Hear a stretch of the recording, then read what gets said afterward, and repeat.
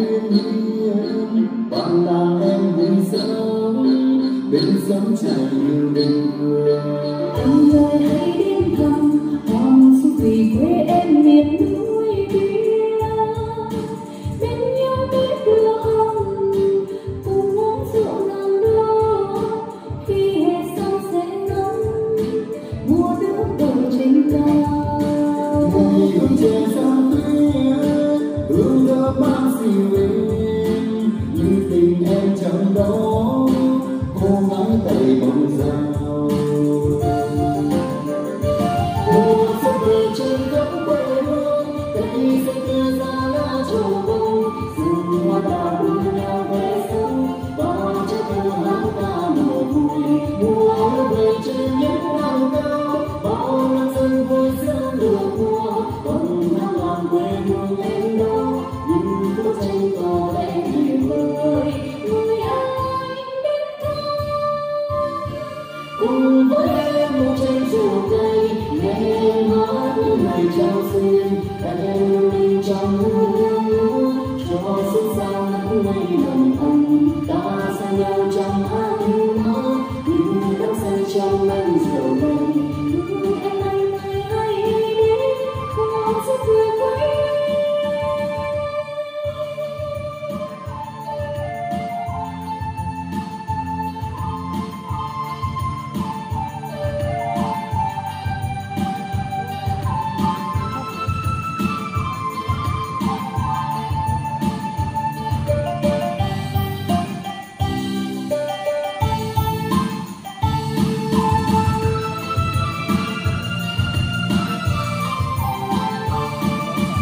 Em ơi hãy đến thăm hoàng su vì quê em miền núi kia, bên nhau biết đưa hồng cùng uống rượu ngàn đô. Khi hè sang sẽ ngắm mùa nước đổ trên cao, mùi hương trẻ sang tuyết hương thơm mang dịu êm như tình em trong đó cô gái tay bóng dao.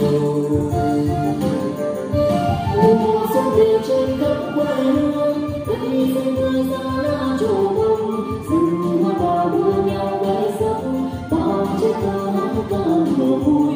Mùa về trên những đảo cao bao năm dân vui sướng được mùa còn thăm vàng quê hương em đó những bức tranh tỏ vẻ niềm vui. người anh đến thăm Cùng với em một chén rượu cây nghe em hát những lời chào xuyên em yêu mình trong hương lúa cho xuân sang nắng ngày nồng ấm ta say nhau trong ánh mắt như đắm say trong men rượu đầy. em anh ơi hãy đến hoàng su về quê. người anh đến thăm Cùng với em một chén rượu cây nghe em hát những lời chào xuyên em yêu mình trong hương lúa cho xuân sang nắng ngày nồng ấm ta say nhau trong ánh